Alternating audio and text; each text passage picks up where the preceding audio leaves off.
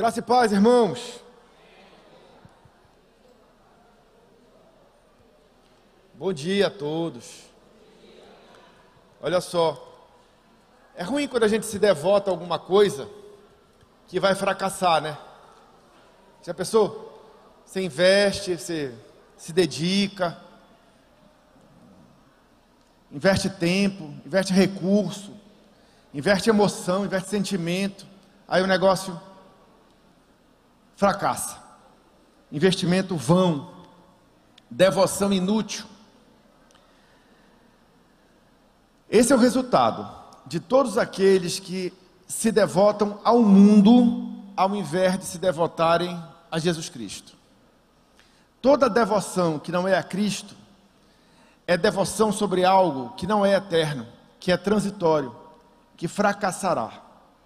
E, infelizmente, muita gente está gastando a vida se devotando a coisas que não vão ter bom resultado. Coisas que já estão fadadas à extinção, ao fracasso, à destruição. Hoje nós vamos falar sobre o porquê que nós temos que nos devotar a Jesus Cristo e não ao mundo. Porque o mundo passa, mas aquele que confia no Senhor e que vive devotado a Cristo, esse estará com Ele para a eternidade. Curve a sua cabeça, vamos orar a Deus.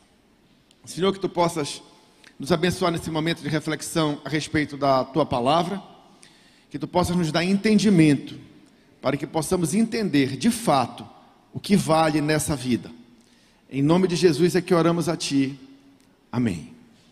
Presta atenção, irmãos, como é que são as coisas. No Evangelho de João, você vê o Evangelho de João dar a seguinte declaração a respeito de Deus. Ele diz que Deus amou o mundo de tal maneira que deu seu Filho unigênito para todo aquele que nele crê, não pereça, mas tenha vida eterna. Isso aí eu estou citando João 3,16, um dos versículos mais conhecidos no Novo Testamento. Quando João fala que Deus amou o mundo, ele está falando na palavra mundo, no sentido de humanidade. Então é assim, Deus amou a humanidade de tal maneira, amou os seres humanos de tal maneira, que deu seu Filho unigênito, o único Filho que Ele gerou, Jesus Cristo, para morrer pelos pecados da humanidade, para que nós, que crescemos nesta obra redentora, não pereçamos, mas sim vivamos eternamente com o Senhor Jesus, com o Deus Pai, na eternidade. Outras vezes, a Bíblia traz a palavra mundo, no sentido de terra, de planeta, de universo. Por exemplo, ela diz assim: de Deus é a terra e toda a sua plenitude, de Deus é o mundo e tudo que nele há. É verdade. Tudo que existe, existe por Ele e para Ele, e foi feito por causa dEle, por causa da sua vontade, por causa da sua palavra. De fato, toda a terra é de Deus. Todos os mares, todos os céus, toda a lua, todas as estrelas, todo o sol, tudo no universo e nos metaversos, caso existam, é tudo de Deus, porque todas as coisas são dele, porque Ele criou todas as coisas, certo? Então, a Bíblia fala de mundo no sentido de humanidade, a Bíblia fala de mundo no sentido de planeta Terra, das coisas que foram criadas, das coisas que existem, certo? Mas no Novo Testamento, a Bíblia também fala de mundo como um sistema, ok? Como um sistema, como uma forma de viver a vida, pela qual muitos se devotam, porque muitas pessoas são devotadas ao mundo, certo? É daí que vem o termo mundanismo. As pessoas que se devotam a um estilo de vida oposto, diferente àquele que é proposto por Jesus Cristo em relação ao reino de Deus, certo? E é nesse sentido de mundo que a gente vai trabalhar essa manhã. É nesse mundo a qual muitos se devotam que nós vamos aprender que nós não devemos nos devotar. Porque esse sistema, pessoal, ele é maligno. Ele é maligno. A humanidade sem Deus, ela perece nesse sistema. Esse sistema, ele é anticristão. Ele não tem os valores do reino de Deus. E é esse sistema que Jesus veio destruir. Certo? Lá no Antigo Testamento, o profeta Daniel teve uma visão de uma estátua. Essa estátua era constituída por vários metais, mas tinha os pés de barro. Os estudiosos da Bíblia dizem que essa estátua representa o poder do mundo. E é profetizado desde lá do profeta Daniel, lá no Antigo Testamento, que essa estátua cairia, quando uma pedra atingiria os pés de barro dessa estátua, e essa estátua então ia tombar. Eu quero dizer para você que essa pedra já acertou o pé de barro da estátua. Essa pedra é Jesus Cristo, o nosso Senhor e Salvador. Ele já destruiu o pé de barro da estátua. Essa estátua já está caindo. Tudo isso que a gente está vivendo na terra, desde que Jesus Cristo veio, é a queda da estátua. Uma hora, essa estátua vai se esborrachar no chão. E todo mundo que viveu em função dessa estátua, ficará perdido. Mas quem não confiou nessa estátua, e sim na pedra viva, esse há de prosperar. Esse vai ser guardado para a eternidade. Tudo que a gente está vivendo, está vivenciando na história da humanidade, desde que Jesus Cristo morreu na cruz do Calvário e ressuscitou, é a queda da estátua. Ela vem caindo. Vai chegar um dia que ela vai se esborrachar. Quando? Na vinda do nosso Senhor. Na vinda em glória. Na segunda vinda de Cristo. Nas coisas que a Bíblia chama de juízo final, final dos tempos, o dia do Senhor, etc, etc. Certo? Então, é tolice, segundo as Escrituras Sagradas, você amar essa estátua, você amar esse sistema, você amar esse poder. Até porque ele é diabólico. E nada de bom existe nele. Nada de bom existe nele. Esse poder do mundo, ele está na política, ele está na economia, ele está nas artes, está na cultura dos povos.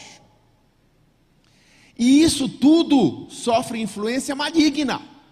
É verdade. Paulo escreve aos Efésios falando disso, no capítulo 6 da carta aos Efésios. Ele diz que existe no mundo um sistema maligno, influenciado por entidades espirituais da maldade, dominadores desse mundo tenebroso, príncipes desse século, que objetivam implantar nas pessoas um estilo de vida oposto a Deus. E nós, a igreja, temos que estar atentos, revertidos com os instrumentos que Deus nos dá, para que nós não venhamos a ser enganados, para que não venhamos a nos deixar seduzir pelos atrativos deste mundo, a fim de que não caiamos nas astutas ciladas do diabo. Se você ler Efésios capítulo 6, versos 11 e 12, é isso que você vai encontrar. Certo? E essas atuações anticristãs, elas não começaram a se voltar contra os seguidores de Deus a partir de Cristo. Antes disso, lá no Antigo Testamento, já havia essa oposição desse sistema diabólico contra aqueles que temem a Deus, e ao próprio Deus, e ao seu ungido. Eu gostaria que você projetasse, e você que tem a Bíblia, abrisse para ler, e se você tem a Bíblia no seu celular, no seu tablet, consulte, veja como está escrito lá, Eu queria que você abrisse o Salmo de número 2. Esse texto tem quase 3.000 anos, pessoal. Vamos fazer a conta? De Jesus Cristo para cá são mais ou menos 2.000 anos. Aí, entre o Antigo Testamento e o Novo Testamento são mais ou menos 400 anos, são 2.400. Esse texto tem pelo menos uns 700 anos atrás, ou seja, 3.100 anos atrás. É tempo que só, não é? É muito tempo. 3.000, 2.800, 2.700, não sei, mas é quase 3.000 anos atrás. Há quase 3.000 anos atrás, esse sistema já operava contra Deus. E lá no Salmo 2 diz assim, olha: por que se amotinam as nações e os povos tramam em vão? Por que se amotinam as nações? Quer dizer, o mundo já era contra Deus há muitos e muitos e muitos milhares de anos atrás. Eles já se amotinavam contra Deus. Por quê? Porque eles não querem o reino de Deus. Eles não querem viver segundo aquilo que Deus estabeleceu como o que é bom para o ser humano. Eles não querem. Agora adiante no Salmo 2, olha só como diz: os reis da terra, quer dizer, essa terra tem dominadores, certo? Tem pessoas que dão lugar ao diabo e que o diabo levanta para botar em determinados pontos em que eles possam exercer poder na cultura, nas artes, na política, na economia. Estão entendendo? Os reis da terra, aqui os reis da terra não são somente os governantes, são todas as pessoas que na terra têm algum poder de fazer algo na terra em favor de Satanás, em favor do mal. Veja, é o contrário da igreja. Na igreja, a obra é do Espírito Santo de Deus, certo? Mas o Espírito Santo de Deus levanta pessoas para, em seu nome, o representarem na terra, certo? Nós, a igreja, somos o quê? Embaixadores de Cristo na terra. Para quê? Para manifestar as virtudes daquele que nos chamou, certo?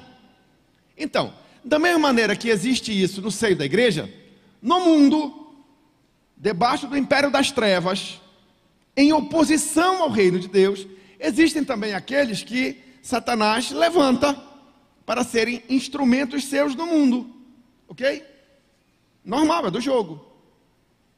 Os reis da terra tomam posição e os governantes conspiram unidos. Mostra que é uma coisa que está em cadeia, certo? A política, a economia, as artes, as culturas dos povos. Não é de um povo, é dos povos. É um fenômeno global. Estão entendendo? Os reis da terra tomam posição e os governantes conspiram unidos contra quem? Contra o Senhor e contra o seu ungido. Quem é ungido? Jesus Cristo, que é o cabeça da igreja. Então, conspiram também contra nós. Concordam? Entenderam o raciocínio? Certo?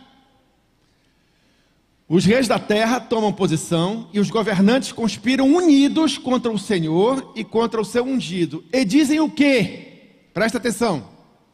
Façamos em pedaços as suas correntes, lancemos de nós as suas algemas. Presta atenção. Deus quer o bem da humanidade. Mas a humanidade está em pecado, certo? A humanidade precisa de salvação, certo? A humanidade tem que ser protegida dela mesma, certo? Concordam comigo? Né? Nós somos de Deus, nós temos a cidadania do reino dos céus, nós somos pessoas transformadas por Cristo Jesus, mas nós somos pecadores, redimidos, mas pecadores. Até que a gente venha a ser liberto deste corpo corruptível, a gente vai ter que conviver com isso. E Deus estabelece então mecanismos para nos preservar. São os seus ensinos, da sua sabedoria, em graça, para a gente viver bem, para a gente não se destruir, para a gente não se destruir a nós mesmos, nem aos outros, nem o planeta, certo? Porque se a gente fosse viver na ganância e na cobiça, todo mundo, cada um por si, não ia sobrar nada, gente. Não ia sobrar nada. Estão entendendo? Então Deus estabelece controles, mas são controles de um pai amoroso, são disciplinas de um pai amoroso. Mas as pessoas não querem isso. Elas querem o quê?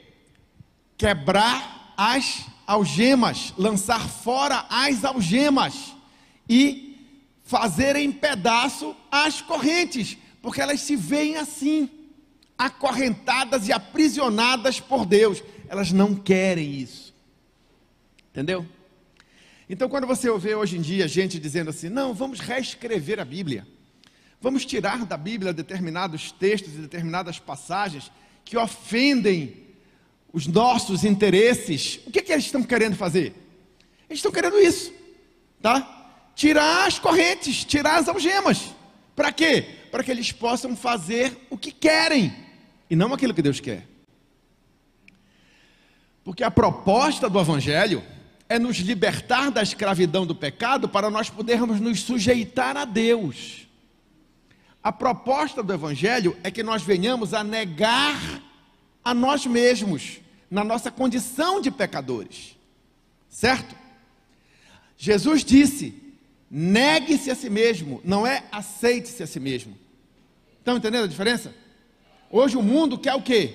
Quer que não tenham algemas, quer que não tenham correntes da parte de Deus. Para quê? Para que você possa ser quem você quer ser. Entendeu? Eu quero ser assim, e vou ser assim e pronto. E ninguém vai me impedir, porque as correntes estão quebradas e as algemas estão desatadas. Eu vou ser o que eu quiser ser e pronto, e ninguém tem nada a ver com isso. Porque da minha vida cuido eu. Como se a vida que ele tem fosse dele, não tivesse sido concedida pelo Deus Altíssimo. Estão entendendo? Então, o que o mundo quer, movido por essas obras espirituais da maldade que atuam nas regiões celestiais, o que é que o mundo quer? O que é que o sistema do mundo quer? Ele quer isso, gente. Ele quer que você se aceite como você é. Essa história de se negar, não. Esse negócio de se negar é você se auto-submeter a uma escravidão. Não. Sacudamos de nós todo estilo de cadeia, todo estilo de algema. Não. Cada um tem que viver conforme acha que deve. E dane-se. Mas não é essa a proposta do Evangelho. Entendeu? A proposta do Evangelho é negue-se a si mesmo. A proposta do Evangelho é sujeite-se a Deus. Resista ao diabo até que ele fuja de você. Certo? Essa é a proposta do Evangelho. Portanto, a igreja tem uma proposta existencial diferente e oposta à proposta existencial do mundo. O mundo diz, aceite-se a si mesmo e seja livre para viver como você quiser. A proposta do Evangelho é, negue-se a si mesmo e submeta-se a Deus. Uma aponta para uma direção e a outra aponta para outra. E essas direções, elas são irreconciliáveis. É uma oposição total. Uma é para o norte e outra é para o sul. Uma é para o leste e outra para o oeste. Uma é para cima e a outra é para baixo. Essas linhas não se cruzam. Não se cruzam.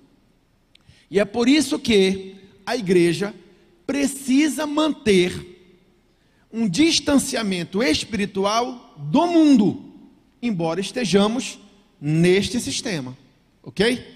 Porque nós, não sendo do mundo, estamos nele.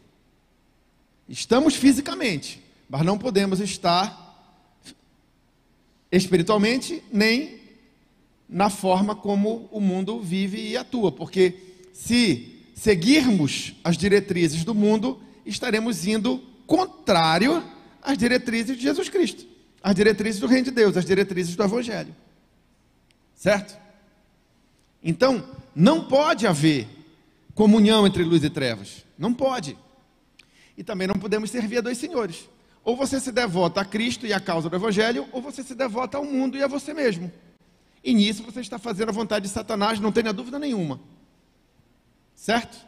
Então, é uma questão determinante para ser cristão. para desenvolvermos uma espiritualidade segundo Jesus Cristo, nós não podemos entrar na dança do sistema.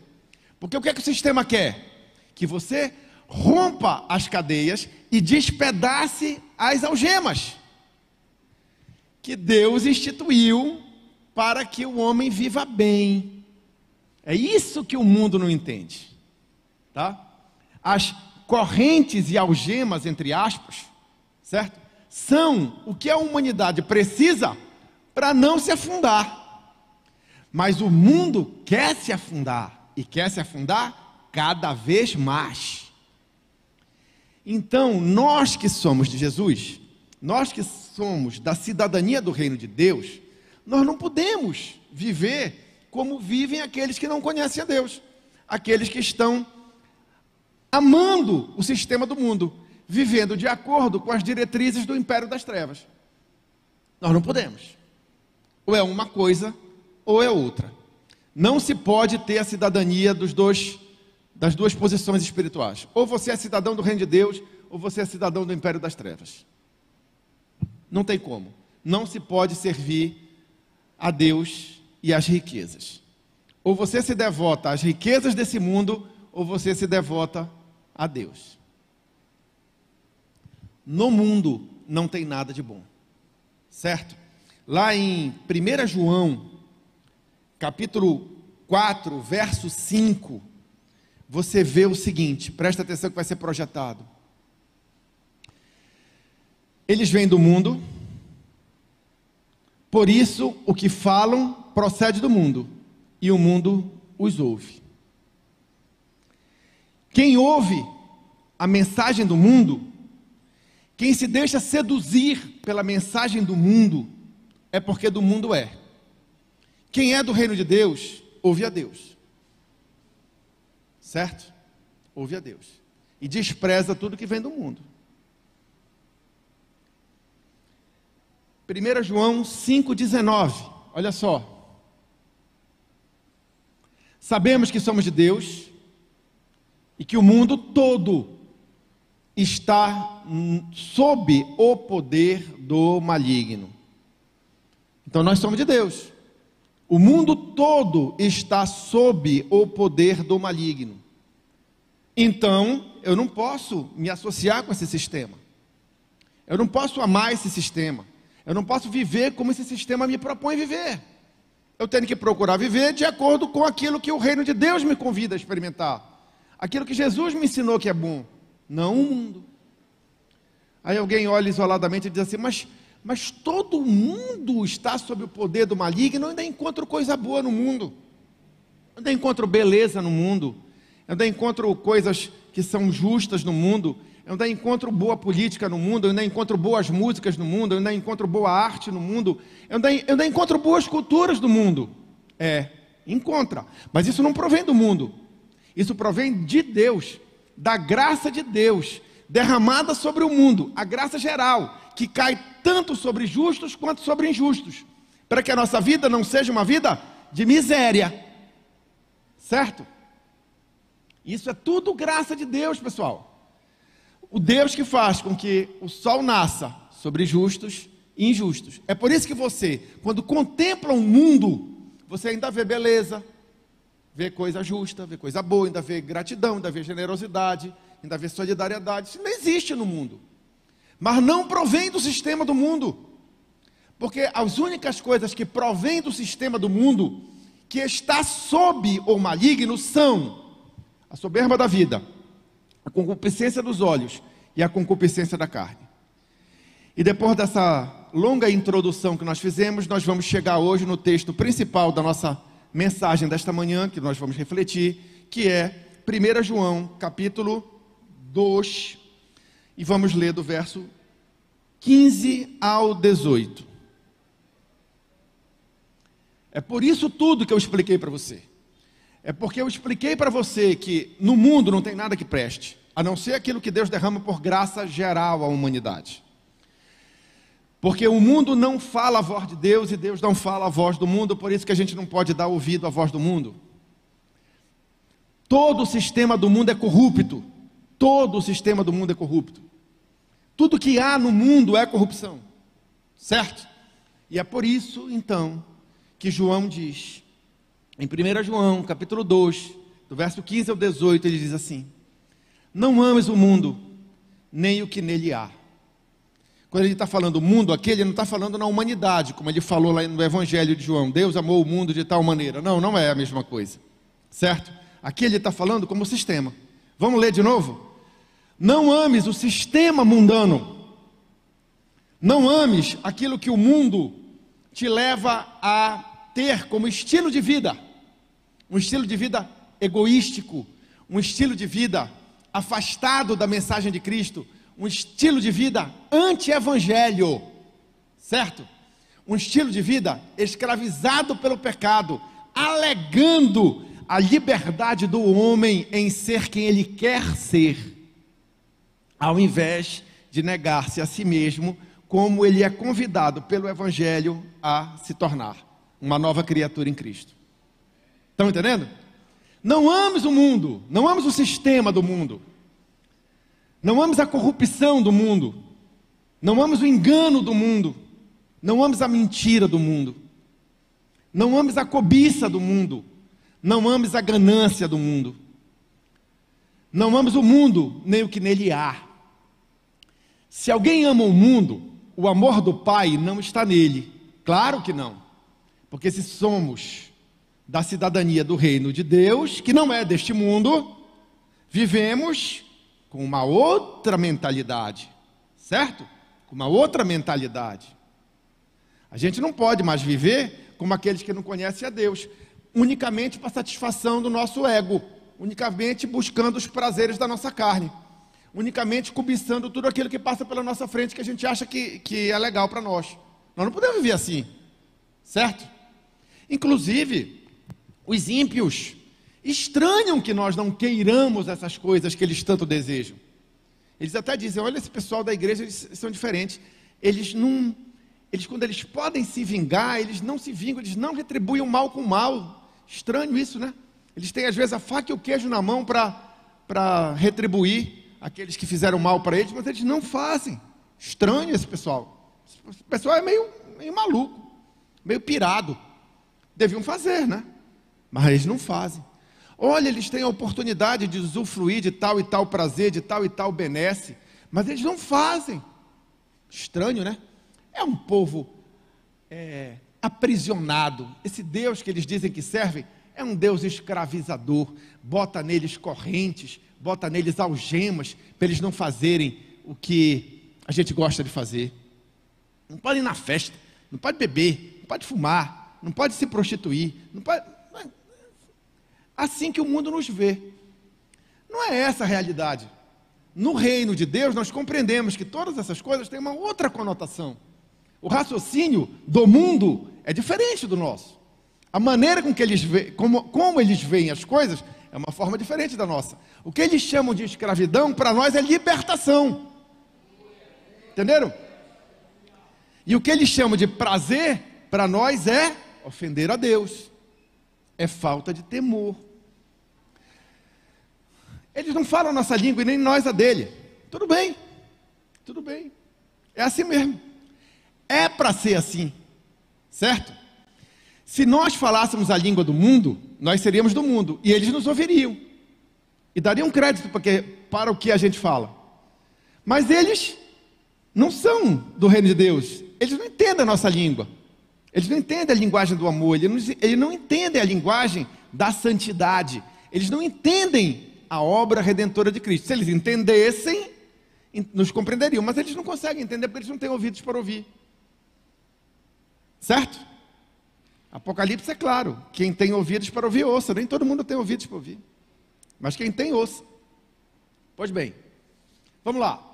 Não ames o mundo, nem o que há no mundo. Se alguém ama o mundo, o amor do Pai não está nele, porque a amizade do mundo é inimizade contra Deus.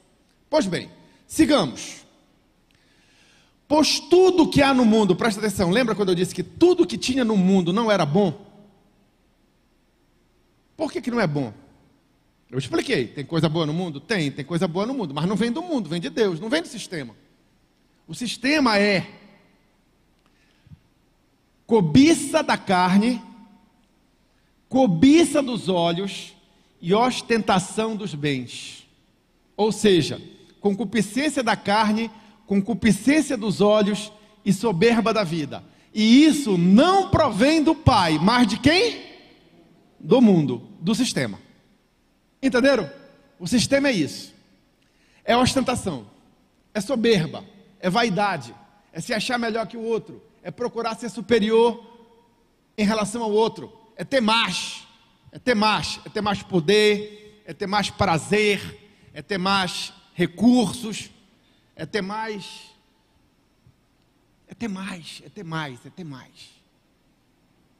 Isso é o mundo, isso é a soberba da vida, isso é a vaidade dos homens, tá? Isso são os orgulhos.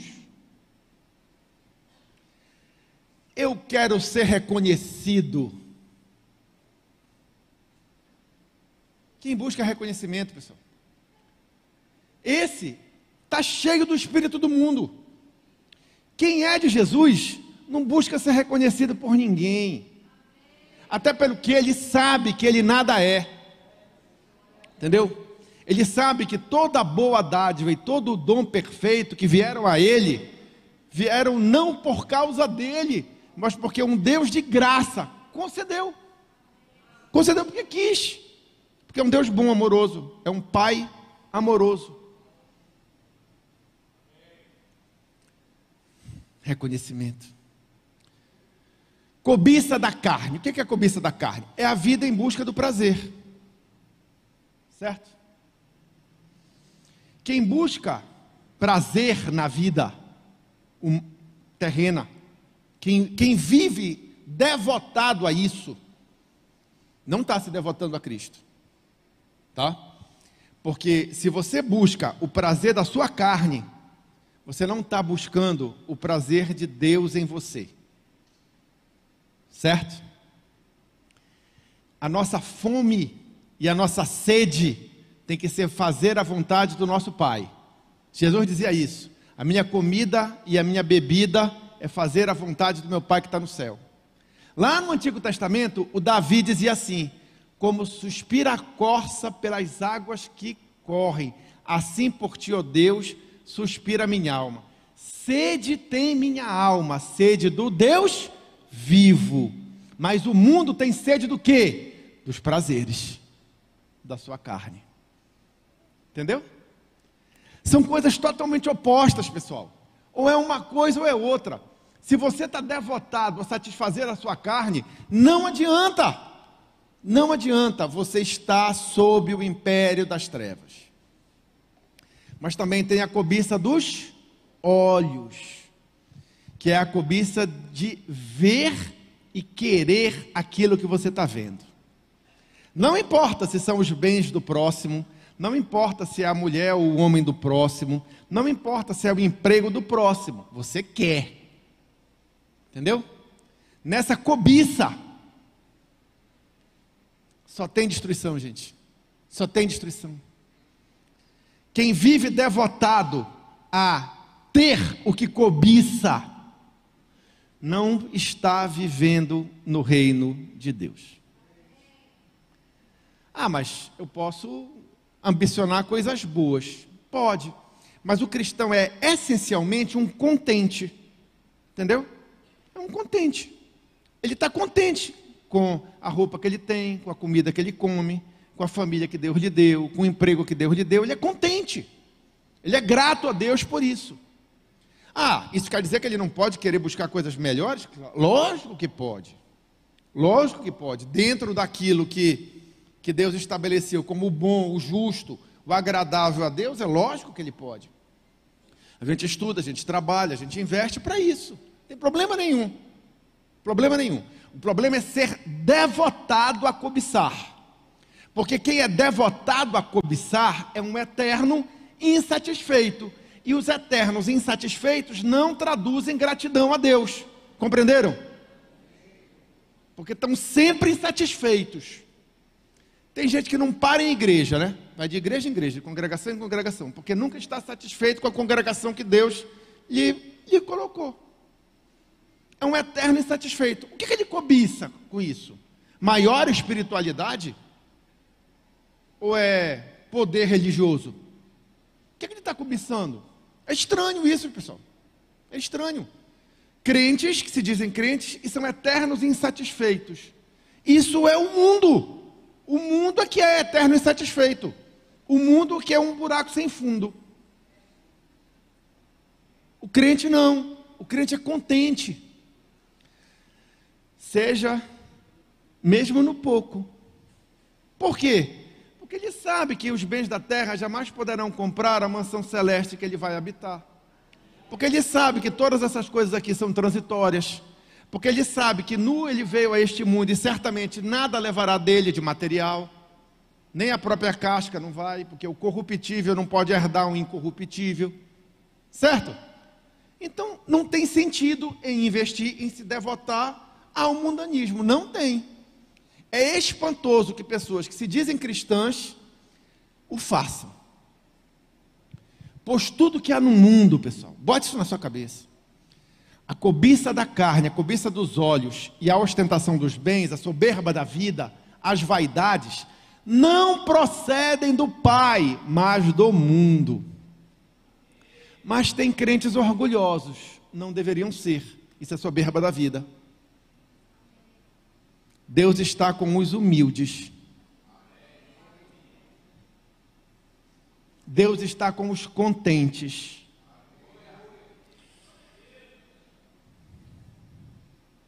Seguindo, o mundo e a sua cobiça passam. Opa, é a transitoriedade do mundo. Lembra que eu disse que o sistema já está em queda? Lembra que eu disse para você que a estátua lá que Daniel viu sendo atingida por uma pedra e despedaçando o pé de barro já está caindo? Então, uma hora ela vai chegar no chão, uma hora ela vai se esborrachar. Ela já está sem sustentação, ela já está caindo. O mundo e a sua cobiça passam, mas aquele que faz a vontade de Deus permanece para sempre. Então, é por isso que João diz que nós não podemos amar o mundo. Porque ao amarmos o mundo, estamos nos devotando ao mundo. E isso não é inteligente, porque as coisas do mundo e a sua cobiça passarão. Então, o que vale é que nós devemos investir e nos devotar ao reino de Deus, porque esse sim permanece para sempre. Entenderam? Pois é.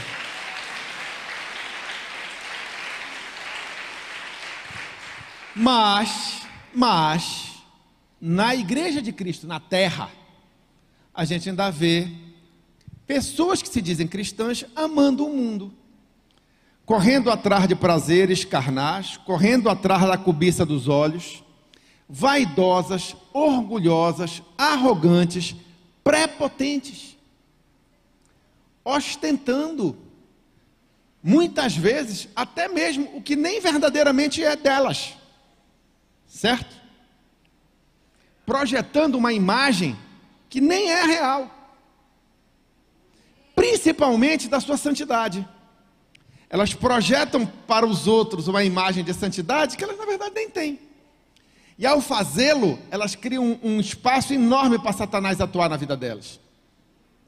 Por que eu sempre digo para vocês que o importante é ser verdadeiro? Porque quando a gente é verdadeiro, não tem espaço entre o que a gente é e o que a gente projeta ser, certo? Então, não se dá lugar ao diabo nessa condição.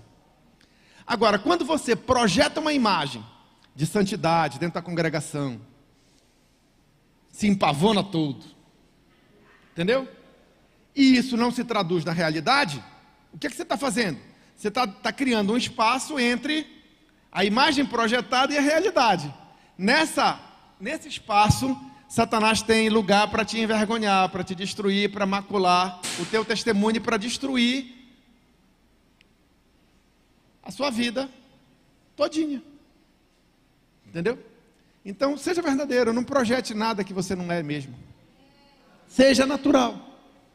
Pois bem, o mundo e a sua cobiça passam, mas aquele que faz a vontade de Deus, aquele que se sujeita a Deus, aquele que não se amotina contra as correntes e contra as algemas que Deus nos apresenta para o nosso próprio bem enquanto pecadores. Deu para entender?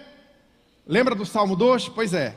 Aqueles que não se amotinam, esses sim, esses vão ser verdadeiramente livres para viver a cidadania do reino de Deus com toda tranquilidade. E esses serão vencedores. Aliás, mais que vencedores em Cristo. É isso que significa ser um mais que vencedor em Cristo. É alguém que, passando todas as coisas, permanecerá para sempre com Deus. Entenderam? Porque venceu, porque escapou das astutas ciladas do diabo. E por que fez isso? Porque se devotou ao reino de Deus e à sua justiça, e não ao mundo, cuja cobiça da carne, a cobiça dos olhos e a soberba da vida só trazem destruição. Entenderam? Porque não se amotinaram contra Deus, muito pelo contrário, amaram a Jesus. 18. Filhinhos, essa é a última hora. O tempo está acabando. A estátua já está para se esborrachar. O sistema já vai cair. Inclusive, ele tem intensificado as suas ações, justamente porque ele sabe que pouco tempo lhe resta. Filhinhos, esta é a última hora. Assim como vocês ouviram que o anticristo está vindo, já agora muitos anticristos têm surgido, e não tem? Tem, não tem?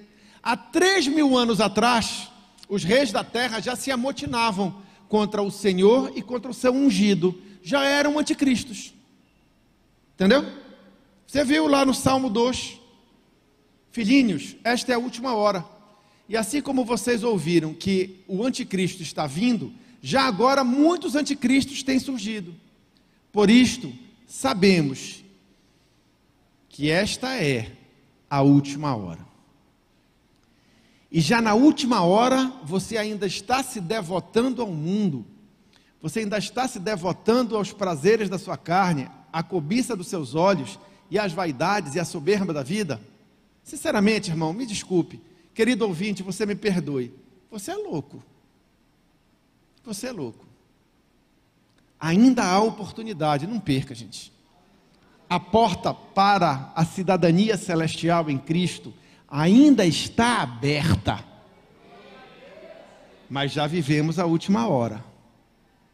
Tá para fechar, tá para fechar. João falou-nos isso porque aprendeu do próprio Senhor Jesus a manter uma distância espiritual do sistema mundano, mesmo vivendo neste mundo.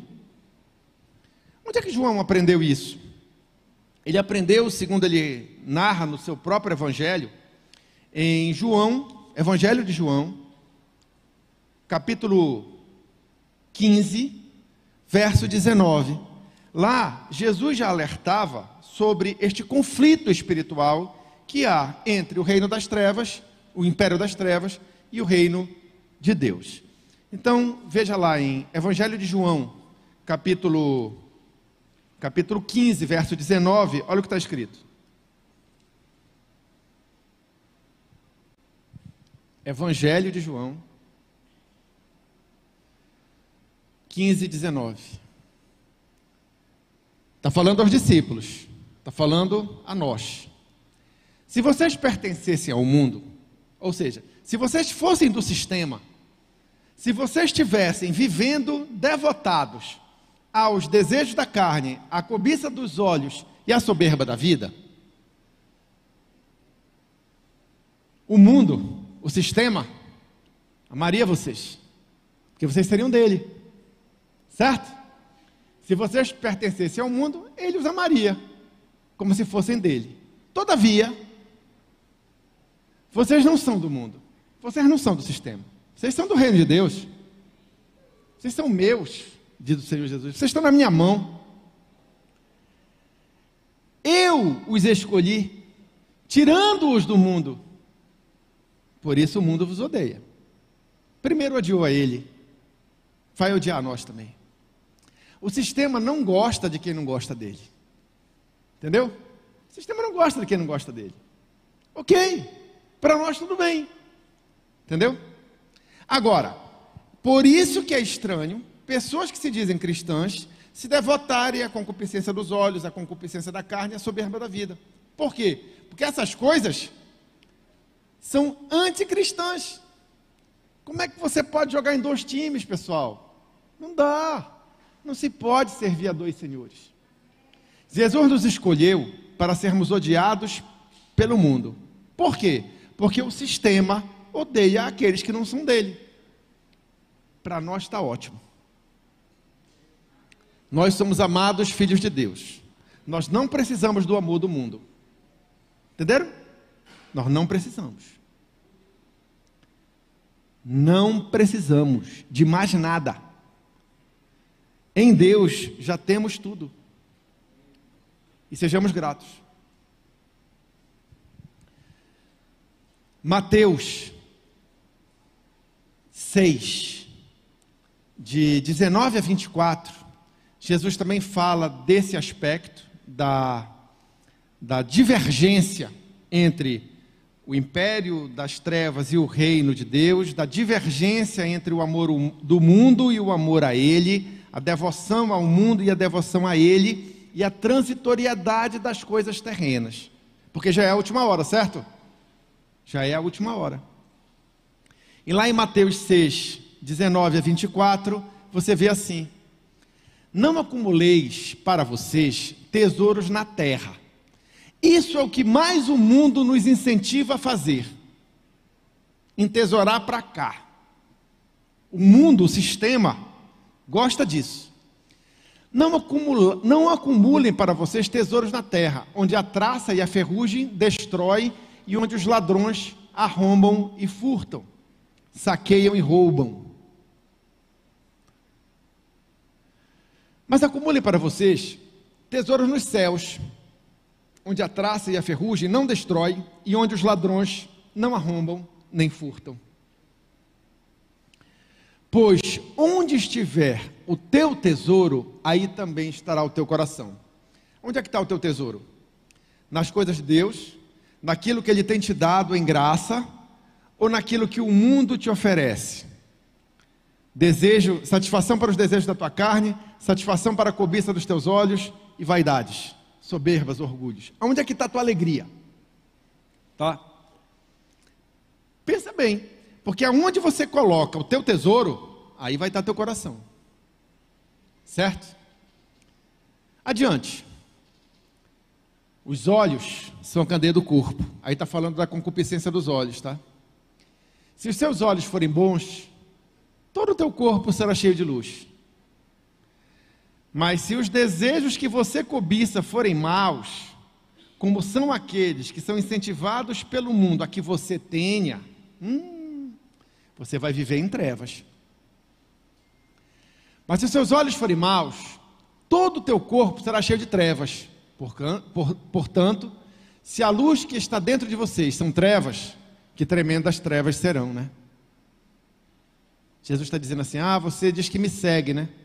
Você diz que a minha palavra para você é lâmpada para os seus olhos, é luz para o teu caminhar, é isso, né?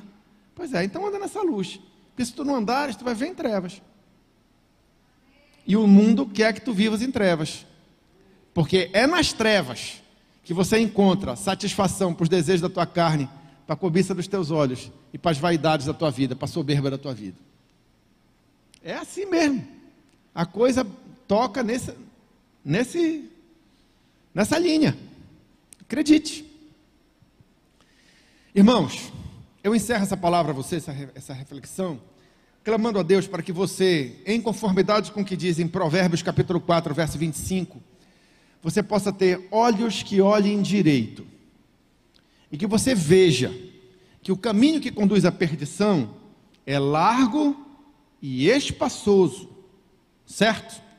E lá tudo pode, tem espaço para tudo, até para você ser religioso, até para você se dizer cristão tem espaço no caminho da perdição.